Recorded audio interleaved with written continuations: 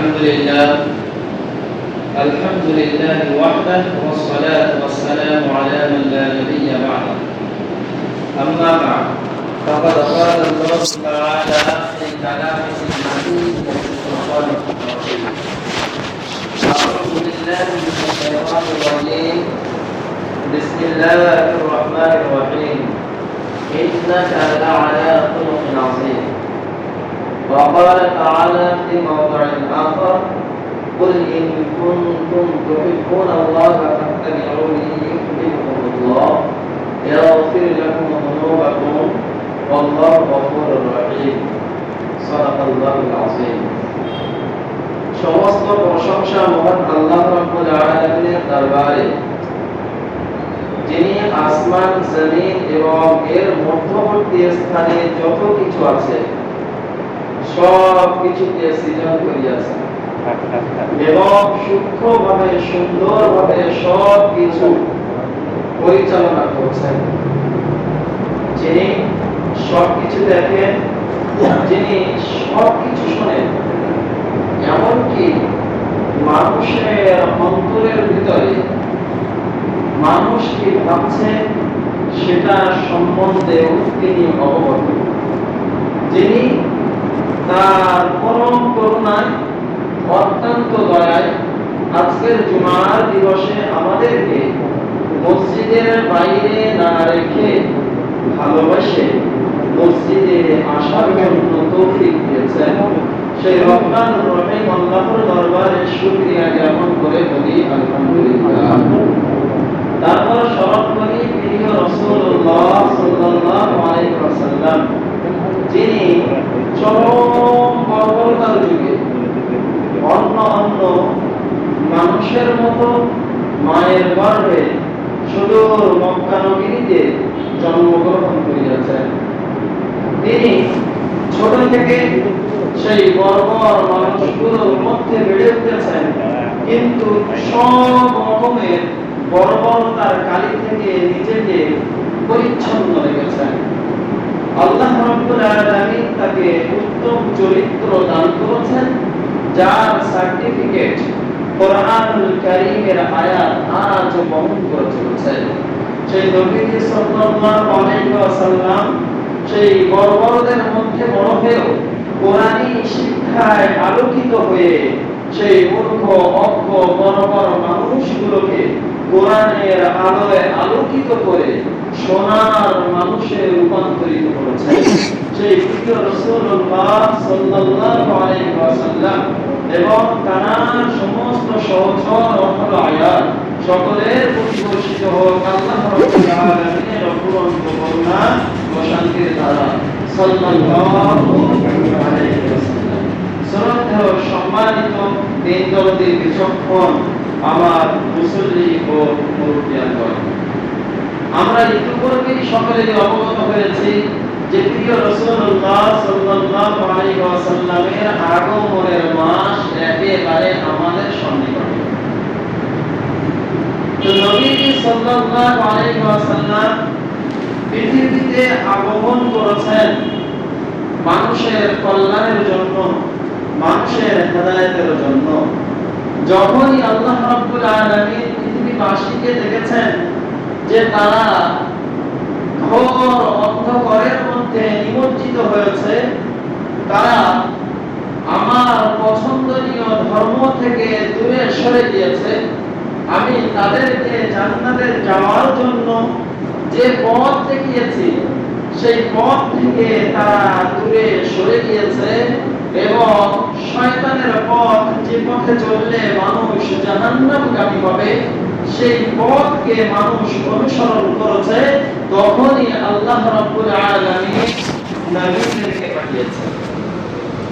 পৃথিবীর বুকে সর্বপ্রথম মানুষ এবং সর্বপ্রথম নবী হলেন নবিয়ানা আদম আলাইহিস সালাতু ওয়াস সালাম। সময়ের সঙ্গে সঙ্গে নবী আদম আলাইহিস সালাতু ওয়াস সালামের বংশধর পৃথিবীর বুকে যত বৃদ্ধি পেয়েছে, তত পিতার সঙ্গে দূরত্ব বেড়েছে। তাদেরকে পৃথিবীর বিভিন্ন স্থানে বাসস্থান তৈরি করতে হয়েছে। যখনই সেই সমস্ত মানুষরা নবীদের সংস্রব থেকে দূরে সরে গিয়েছে, শয়তান তাদেরকে গ্রাস করেছে, তাদেরকে পদভস্ত করেছে। মানুষ আল্লাহ বিমুখ হয়েছে, বিভিন্ন দেব দেবীকে তারা বিশ্বাসী হয়ে পড়েছে। আল্লাহর দেখানো পথ ব্যতি রেখে শয়তানের ওয়াসওয়াসায় পড়ে এবং নিজের ইচ্ছার দাবিদারি করতে যে তারা পদভ্রষ্ট হয়েছে। আল্লাহ আবার আরেকজন নবীকে পাঠিয়েছেন। তিনি এসে সেই অন্ধকার সমাজে আবার দিনের আলো চালিয়েছেন। ফের মানুষ পদভ্রষ্ট হয়েছে, আল্লাহ রাব্বুল আলামিন আবার নবী পাঠিয়েছেন। আবার মানুষ পদভ্রষ্ট হয়েছে, আবার আল্লাহ রাব্বুল আলামিন প্রয়োজন মনে করেছেন নবীদেরকে পাঠিয়েছেন সমাজ সংস্কার করার জন্য। নবীরা কিভাবে সমাজ সংস্কার করেছেন? যেভাবে আল্লাহ রাব্বুল আলামিন তাদেরকে সমাজ সংস্কার করার নির্দেশ দিয়েছেন, ঠিক সেভাবেই তারা একটু বাড়াননি, তারা প্রত্যেকেই একটুও কমাননি। যেমন ভাবে আল্লাহ রাব্বুল আলামিন তাদেরকে বলেছেন, তারা একই রকম ভাবে তারা সমাজের মানুষকে আল্লাহর দেওয়া শিক্ষা দান করেছে। এরকম ভাবে যখন মানুষ চরম বর্বরতার মধ্যে পতিত, হযরত ঈসা রূহুল্লাহ আলাইহিস সালাতু ওয়াস সালাম তিনি গত হয়েছেন প্রায় 650 বছর হয়ে গিয়েছে। এর মাঝখানে আর কোন নবী পৃথিবীতে আসেন নাই। মানুষরা শয়তানের ওয়াসওয়াসায় পড়ে তারা নিজেদের স্বেচ্ছাচারিতায় ইচ্ছা মতো নিজেদের দিনকে বদলে ফেলেছে, নিজেদের ধর্মকে তারা বদলে ফেলেছে। ধর্মকে বদলাতে বদলাতে এমন চরম পর্যায়ে পৌঁছে গিয়েছে যে তারা বলে ফেললো যে ঈসা নিবুল্লাহ, যে ঈসা নবী আল্লাহর সন্তান। নাউযু বিল্লাহি মিন যালিক। আল্লাহ রাব্বুল আলামিন পবিত্র কোরআনুল কারীমের মধ্যে হযরত মারইয়াম আলাইহিস সালাতু ওয়াস সালাম যিনি হলেন ঈসা নবীর আম্মা জান, তার পবিত্রতার সম্পর্কে বর্ণনা দিয়েছেন। আল্লাহর ইচ্ছায় তিনি কোন পুরুষের সঙ্গে মিলন ব্যতি রেখে গর্ভধারণ করেছিলেন এবং তার উদরে গর্ভে হযরত ঈসা আলাইহিস সালাতু ওয়াস সালাম জন্মগ্রহণ করেছেন, যেটা আমরা বিশ্বাস করি। কেন বিশ্বাস করি? এ কথা আল্লাহ রাব্বুল আলামিন কোরআনুল মাজিদের মধ্যে বলেছেন। তাহলে এই দৃষ্টান্ত থেকে বোঝা যায়, দিনের মধ্যে যদি আমরা নিজে থেকে নিজেদের মতো পরিবর্তন করতে চাই, তারা ভেবেছিল যে আমরা যদি এই কথা বলি যে ঈসা আল্লাহর সন্তান, তাহলে আমাদের নবীর সম্মান বৃদ্ধি পাবে। কিন্তু এতে আল্লাহ রাব্বুল আলামিনের শানের খেলাফি হবে।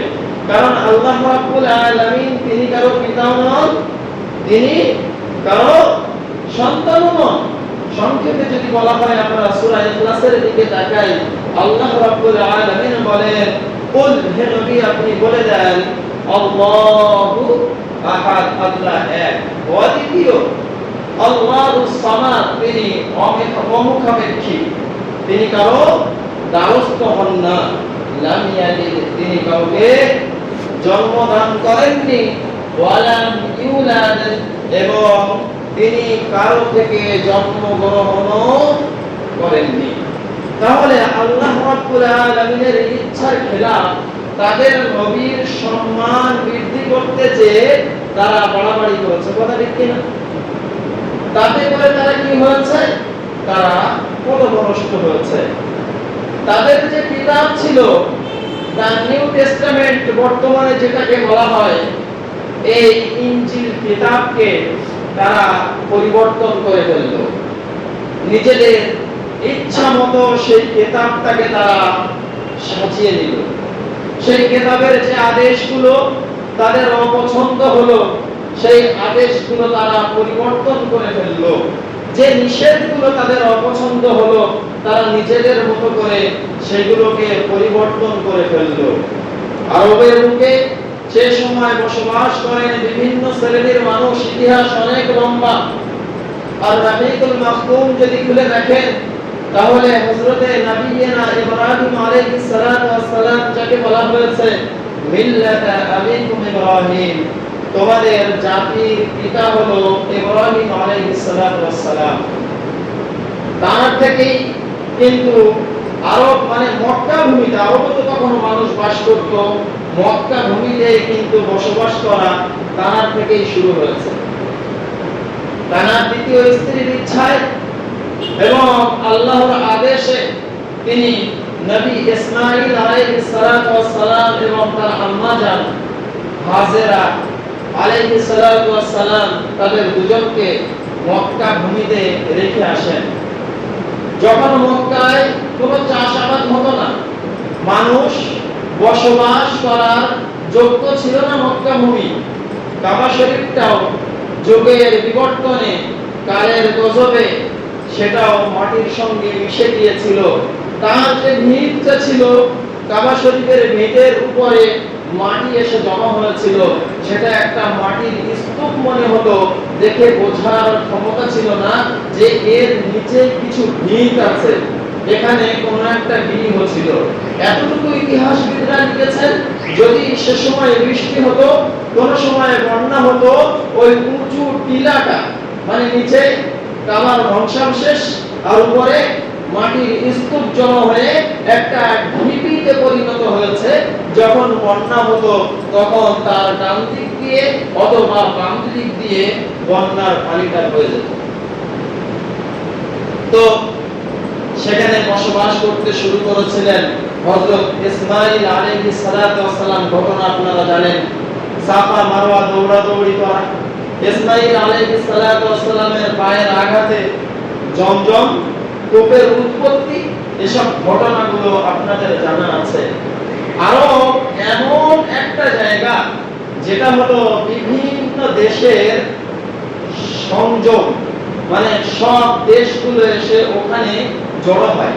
ওই মক্কা ভূমির উপর দিয়ে যারা মদিনার দিকে ব্যবসা বাণিজ্য করতে যেত তাদেরকেও যেতে হতো, এবং ওদিক থেকে যারা মিশরের দিকে ব্যবসা বাণিজ্য করতে আসতো তাদেরকেও যেতে হতো। এখানে কোনো পানির উৎস ছিল না, সবাই জানে এই সমস্ত এলাকায় শুধু পাহাড় আর পাহাড়, এখানে চাষাবাদ হয় না, এখানে কোনো পানির উৎস নেই। যখন সেখানে পানির উৎস পেল, তখন ইসমাঈল আলাইহিস সালাতু ওয়াস সালামের মায়ের আদেশে কিছু মানুষ সেখানে বসবাস করতে শুরু করল। সেখানে বসবাস করতে করতে আস্তে আস্তে আবাদি বৃদ্ধি পেল। দীর্ঘদিন মক্কা ভূমিতে কোন নবী আসেন নাই, তারাও আস্তে আস্তে আস্তে আস্তে বর্বরতার মধ্যে লিপ্ত হলো, অন্ধকারে নিমজ্জিত হলো। কিভাবে আল্লাহ রাব্বুল আলামিনের ইবাদত করতে হয় সেটা তারা ভুলে গেল, এবং ইব্রাহিমী যে ধর্ম ছিল সেই ধর্মের মধ্যে বিভিন্ন ধরনের বিদআত তারা মিশ্রিত করলো। এমন ভাবে ধর্মটা বিলীন হয়ে গেল যেটাকে কোনোভাবেই আর আল্লাহর দেওয়া ধর্ম বলে চেনা যায় না।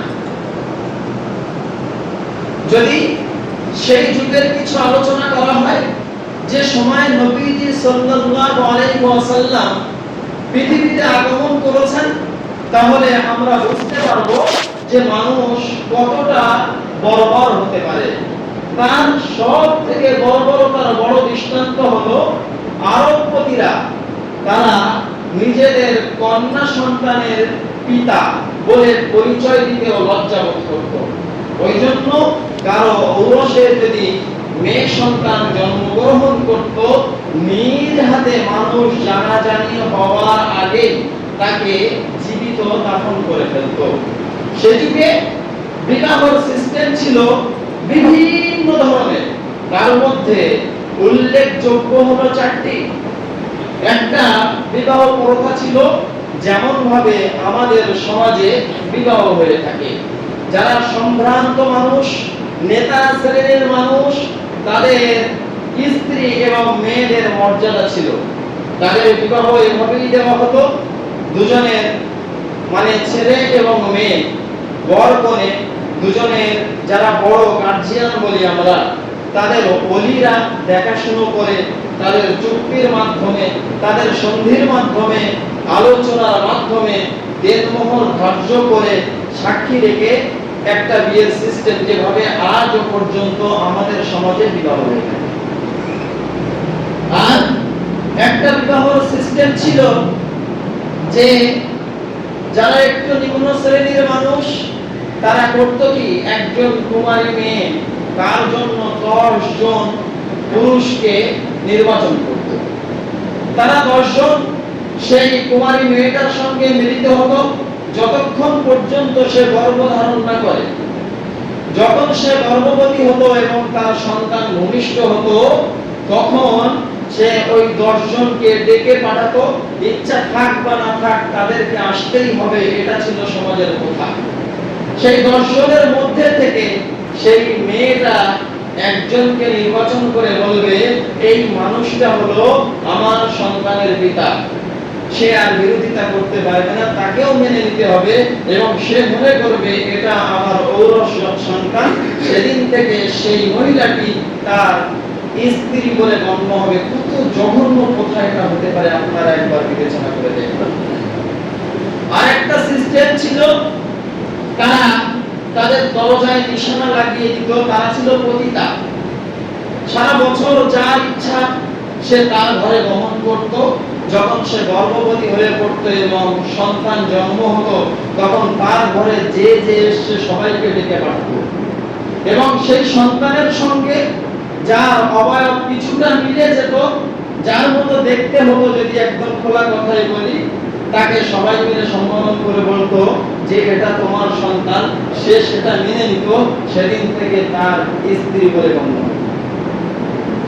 আরেকটা সিস্টেম ছিল, সেটা হলো মানুষ যারা শক্তিশালী, যাদের তরবারির জোর বেশি, তারা তুলনামূলক কমজোর সম্প্রদায়ের উপরে তারা হামলা করত, আক্রমণ করত।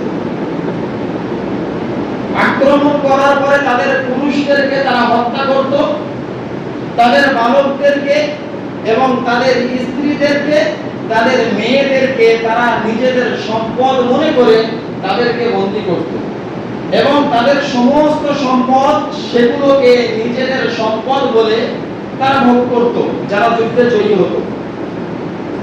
এবং তাদের বাগান, তাদের পশু যা কিছু আছে সবগুলোকে নিজেদের সম্পদ মনে করে সেগুলোর উপরে তারা দখলদারি দিত।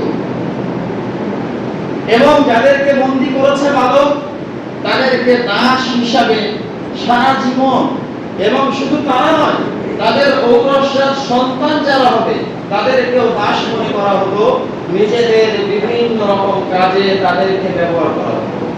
শুধু তাদেরকে খাটানো হতো বিনা শ্রমে তা নয়, প্রয়োজনে অপ্রয়োজনে তাদেরকে মারধর, এমনকি কারো দাসকে কেউ যদি হত্যা করে ফেলতো তার জন্য কোনো বিচার হতো না, এটা তার অধিকার। তার চাকরকে, তার গোলামকে, তার দাসকে সে হত্যা করেছে, যেমন কিনা আমি আমার একটা ছাগল বকরিকে হত্যা করলে কোনো বিচার হয় না, একই রকম বিষয় ছিল। তাহলে মানুষের মর্যাদা কোথায়? একবার চিন্তা করতে পারছেন নবীজি কোন যুগে পৃথিবীতে আগমন করেছেন? এবং তাদের নারীদেরকে নিজেদের ইচ্ছা মতো করে ভোগ করত, তাদের কোনো স্বাধীনতা ছিল না। এমনকি তাদেরকে ভালো পোশাকও পরতে দেওয়া হতো না, যেন তাদেরকে মানুষ দেখলে বুঝতে পারে এটা কারো ঘরের স্ত্রী নয়, কারোর মেয়ে নয়, এ একজন দাসী। তাদের পোশাক আশাক পর্যন্ত ভিন্ন ছিল। তাদেরকে থাকতে দেওয়া হতো গরু ছাগলের যে গোয়াল ঘর বলি আমরা, এই গোয়াল ঘরে তাদেরকে থাকতে দেওয়া হতো। ইচ্ছা হলে তাদেরকে কিছু খাবার দিয়ে দিত, নয়তো কিছু খাবার তাদেরকে দেওয়া হতো না।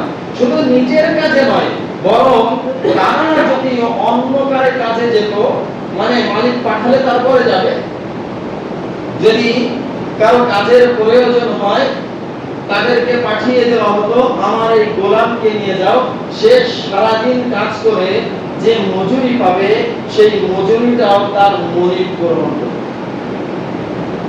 মানে মানুষের উপরে এর থেকে বর্বরতা, এর থেকে খারাপ, এর থেকে বড় জুলুম আর কি হতে পারে? তাদের স্বাধীনতা মেরে এবং তাদের মেয়েদেরকে সম্ভোগ করতে করতে যদি কেউ সন্তান সম্ভব হয়ে পড়তো এবং বাচ্চা ভূমিষ্ঠ করত, এখানে সেই বাচ্চাটাও নাশে পরিণত হবে, যদিও কিনা সেই বাচ্চাটা তার মনিবেরই সন্তান হয়। হ্যাঁ, যদি মনিব স্বীকৃতি দেয়, আমি বলছিলাম বিবাহ চতুর্থ কথা মনে আছে তো?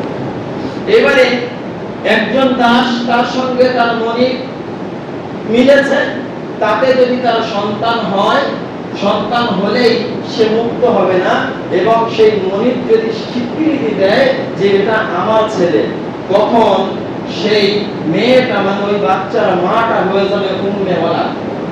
মানে এই মানুষটা যতদিন বেঁচে থাকবে ততদিন পর্যন্ত তার দাসী থাকবে, কিন্তু যেদিন মরে যাবে সেই দিন থেকে ওই মহিলাটি মুক্ত হয়ে যাবে এবং তার স্ত্রী বলে পরিগণিত। এটা ছিল চতুর্থ নম্বর কথা। শুধু এটা নয়, নিজের বাপ মরে গেলে তারা নিজের মাকে স্ত্রী রূপে গ্রহণ করত। তালাকপ্রাপ্তা নিজের বোনকে এমনি এমনি খাওয়া দিত না, তাদেরকেও তারা নিজেদের স্ত্রী রূপে গ্রহণ করত। অনেকে ব্যঙ্গ করে বলে যে ইসলাম 4 জনকে বিবাহ করার অনুমতি দিয়েছে। কথা সত্য। আল্লাহ রাব্বুল আলামিন নিজে বলেছেন যে তোমরা 2 জনকে তোমাদের পছন্দ মতো নারীদের মধ্যে থেকে বিবাহ করো, অথবা 3 জনকে, অথবা 4 জনকে। আর যদি তুমি মনে করো যে তাদের মধ্যে তুমি ইনসাফ করতে পারবে না, তাহলে তোমার জন্য একজনই যথেষ্ট। আজকের সমাজের দিকে যদি আমরা তাকিয়ে দেখি, 2 জন স্ত্রীর মধ্যে সমানভাবে ইনসাফ করতে পারবে এমন লোক সংখ্যা খুব কম আছে। ইসলাম পারমিশনও দিয়েছে, সাথে সাথে সতর্কও করেছে, 4 জনকে বিয়ে করবে, আর করে তুমি একজনকে বেশি সুযোগ সুবিধা দেবে আর একজনকে বঞ্চিত করবে, এটা কিন্তু ইসলাম মানবে না। কথা ঠিক কি না? সে যুগে এরকম 1 2 3 4 এর কোনো মানা ছিল না। যার যত সম্পদ আছে বা সম্পদ না থাক, শক্তি আছে, যত ইচ্ছা তত বিয়ে করতে পারে। নিজের ভাগনা ভাগিনী, নিজের মা, নিজের বোন বলে তাদের কাছে কোনো কিছু ছিল না। যাকে ইচ্ছা তারা তাকে বিয়ে করে বসত। আল্লাহ রাব্বুল আলামিন এটাকেও রদ করেছেন। হুরিমাত আলাইকুম উম্মাহাতুকুম ওয়া বানাতুকুম ওয়া আখওয়াতুকুম ইলা আখিরিল আয়াত। অনেক বড় আয়াত যে তোমাদের উপরে আমি হারাম করেছি তোমার মায়েদেরকে, তোমাদের বাপের আগের স্ত্রীকে, মানে হতে পারে একজনের 2টি স্ত্রী, এক মা থেকে সে জন্মগ্রহণ করেছে এবং তার একটা সৎ মা আছে, তাই না? হতে পারে তো, সৎ মাকেও আল্লাহ রাব্বুল আলামিন আমাদের জন্য হারাম করেছেন। তাহলে এই কথা প্রচলিত ছিল, তার একটা প্রমাণ হলো আল কোরআনুল আযীম। কথা ঠিক কি? সমাজে এই প্রথা ছিল, নিজের বোনকে বিয়ে করা, নিজের ভাগ্নিকে বিয়ে করা, নিজের ফুফুকে বিয়ে করা, নিজের খালুকে বিয়ে করা, নিজের মাকে বিয়ে করা। এটাকে রদ করার জন্যই আল্লাহ এই আয়াতকে অবতীর্ণ করেছেন যে তোমরা চাইলেই এদেরকে তোমরা বিবাহ করতে পারবে না। সেই যুগে প্রিয় নবীজি সাল্লাল্লাহু আলাইহি ওয়াসাল্লাম আরবের বুকে জন্মগ্রহণ করেছেন। চারিদিকে গুনাহ ছড়াছড়ি। তখনকার মানুষও কিন্তু ধর্মে বিশ্বাসী ছিল। তারা তাদের মতো করে ধর্ম পালন করত। কেউ বলতো আমরা মুসা নবীর অনুসারী, কেউ বলতো আমরা ইব্রাহিম নবীর অনুসারী, কেউ বলতো আমরা ঈসা নবীর অনুসারী, কেউ অন্য অন্য নবীদের নাম বলতো। এবং তাদের ধর্মটা এমনই ছিল যে যাকে মনে করত কেউ একটা পাথর নিয়ে সেটাকে তার দেবতা মনে করে সেটাকে পূজা করতে শুরু করত। কেউ আগুনের পূজা করত, কেউ আবার সূর্যের পূজা করত, কেউ আবার তারকার পূজা করত, আবার কেউ আল্লাহকেও মানত, সঙ্গে সঙ্গে কেউ আল্লাহকেও মানত, সাথে সাথে একটা মূর্তি তৈরি করে সেই মূর্তিকেও তার সৃষ্টিকর্তা রূপে তারা তার উপাসনা আরাধনা করত, তার ইবাদত করত। এটা ছিল আরবে যখন নবীজি সাল্লাল্লাহু আলাইহি ওয়াসাল্লাম জন্মগ্রহণ করেন তখনকার সমাজ প্রথা এবং তাদের ধর্ম ব্যবস্থা। মানে কোনো কিছুতে শৃঙ্খলা ছিল না, একটুতেই তারা লড়াই ঝগড়াতে লিপ্ত হতো। এক কথায় যারা ক্ষমতাশীল ছিল, ক্ষমতাধারী ছিল, তারা দুর্বলদের উপরে অত্যাচার করত, তাদের সবকিছু ছিনিয়ে নিত এবং নারীদেরকে ইচ্ছা মতো ভোগ করত। নারীরা যখন মাসের সমস্যায় ভোগে তখন তাদেরকে পুরো ঘর থেকে আলাদা করে মুরগির ডোবের মধ্যে থাকতে দিত, যেন সে কোনো মানুষের ধারে কাছেও না মিশতে পারে, তাদের উপরে অত্যাচার করা। সেই যুগে আল্লাহ রাব্বুল আলামিন মানুষকে মুক্তির জন্য, মানুষকে হেদায়েতের পথ দেখানোর জন্য এই সমস্ত জঘন্যতম প্রথা বর্বরতাকে দূর করার জন্য আল্লাহ রাব্বুল আলামিন তিনি যাকে সবথেকে বেশি সম্মান দান করেছেন, যার সম্মান পৃথিবীর সমস্ত মানুষের মধ্যে, যার সম্বন্ধে আল্লাহ রাব্বুল আলামিন বলেছেন ইন্নাকা লাআলা খুলুকিন আযীম, হে নবী নিশ্চয় আপনি উত্তম চরিত্রের উপরে প্রতিষ্ঠিত, আপনাকে উত্তম চরিত্র দান করা হয়েছে। যার সম্বন্ধে আল্লাহ বলেন ওয়ারাফা'না লাকা যিকরাক, হে নবী আমি আপনার সম্মানকে সমুন্নত করেছি। কোথাও আল্লাহ রাব্বুল আলামিন বলেছেন ইয়া আইয়ুহাল মুযাম্মিল, তো কোথাও বলেছেন ইয়া আইয়ুহাল মুদ্দাথির, কোথাও বলেছেন ইয়া আইয়ুহার রাসূল, তো কোথাও বলেছেন তাহা, কোথাও বলেছেন ইয়াসিন। বিভিন্ন নামে আল্লাহর রাসূলকে আল্লাহ রাব্বুল আলামিন মায়া করে আদর করে রেখেছে। আর মানুষকে বলেছে হে মানুষ তোমরা ইতিহাস পড়ো, তোমরা জানো ইসলামকে অধ্যয়ন করো, ইসলামকে তোমরা বোঝো। কারণ হলো কুল ইন কুনতুম তুহিব্বুনাল্লাহ, হে নবী আপনি বলে দেন দুনিয়ার মানুষকে ইন কুনতুম তুহিব্বুনাল্লাহ, যদি তোমরা তোমার আল্লাহকে ভালোবাসতে চাও ফাত্তাবিউনি, তাহলে তোমরা আমাকে অনুসরণ করো। আল্লাহ কি বললেন? যদি তোমরা আমাকে পেতে চাও, আমার ভালোবাসা পেতে চাও, যদি তোমরা আমাকে ভালোবাসতে চাও, তাহলে তোমাদের করণীয় কি? ফাত্তাবিউনি, আমাকে অনুসরণ করো। বলা হয়নি আমাকে ভালোবাসো, আমাকে মহব্বত করো। ভালোবাসা আর অনুসরণ করা দুটো জিনিস এক নয়। এই আয়াত দ্বারা প্রমাণিত হয় প্রিয় রাসূল সাল্লাল্লাহু আলাইহি ওয়াসাল্লামের অনুসরণ এবং তাকে অনুকরণ করাই হলো একমাত্র আল্লাহর ভালোবাসার পাত্র হওয়ার মাধ্যম। তাহলে আমরা মুসলমান, আমরা আমাদের রাসূলকে ভালোবাসি, আমরা আল্লাহকেও ভালোবাসি। কেন? নবীজি সাল্লাল্লাহু আলাইহি ওয়াসাল্লাম তিনি সেই বর্বরতার যুগে সমস্ত রকমের পাপের কালো দাগ থেকে নিজেকে পরিষ্কার রেখেছেন, নিজেকে মুক্ত রেখেছেন, পরিচ্ছন্ন রেখেছেন। এবং আমরা ইতিহাস জানি নবী সাল্লাল্লাহু আলাইহি ওয়াসাল্লাম অনেক কষ্ট করেছেন, তাকে অনেক বড় বড় অফার দেওয়া হয়েছে, তুমি চাইলে তোমাদেরকে আমরা আরবের সবথেকে বড় লিডার হিসাবে মেনে নেব। আমরা জানি তো ইতিহাস, তাই না? আমরা নেতৃত্ব কেনা চাই। নবীজি সাল্লাল্লাহু আলাইহি ওয়াসাল্লাম বলেছেন আমি কাফেরদের নেতা হতে চাই না, আমি ওই মানুষদের নেতা হতে চাই যারা সব কিছুকে উপেক্ষা করেছে, যারা কাফেরদের চরম অত্যাচারকে উপেক্ষা করে এক আল্লাহয় বিশ্বাস করেছেন, যারা কোরআনের প্রতি ঈমান এনেছেন, যারা আমাকে বিশ্বাস করেছেন, আমাকে রাসূল বলে মেনে নিয়েছেন, যারা জান্নাতে যেতে চায়, যারা জাহান্নাম থেকে পরিত্রাণ পেতে চায়, আমি তাদের নেতা হতে চাই, তোমাদের মতো বর্বরদের নেতা আমি হতে চাই না। কথা ঠিক না?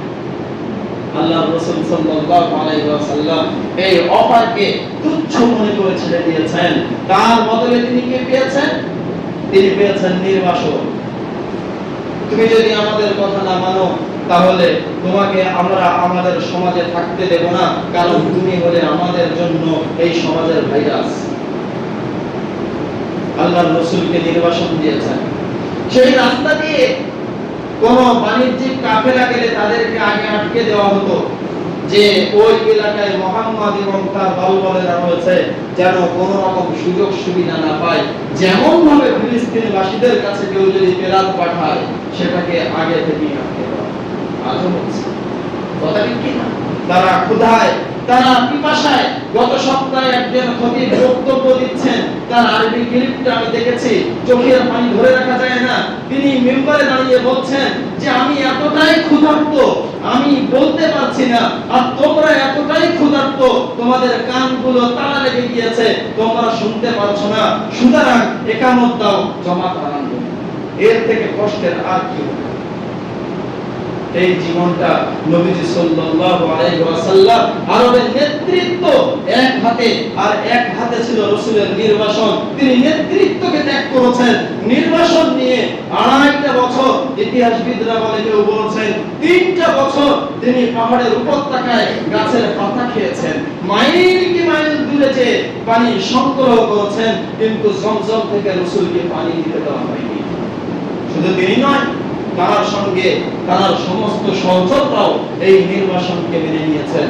আরবপতিরা বলেছিল, মুহাম্মদ তুমি যদি চাও, আকাশের চন্দ্র তোমার এক হাতে এনে দেবো, আর আরবের সব থেকে সুন্দরী মেয়েগুলোকে তোমার আর এক পাশে দাঁড় করিয়ে দেবো।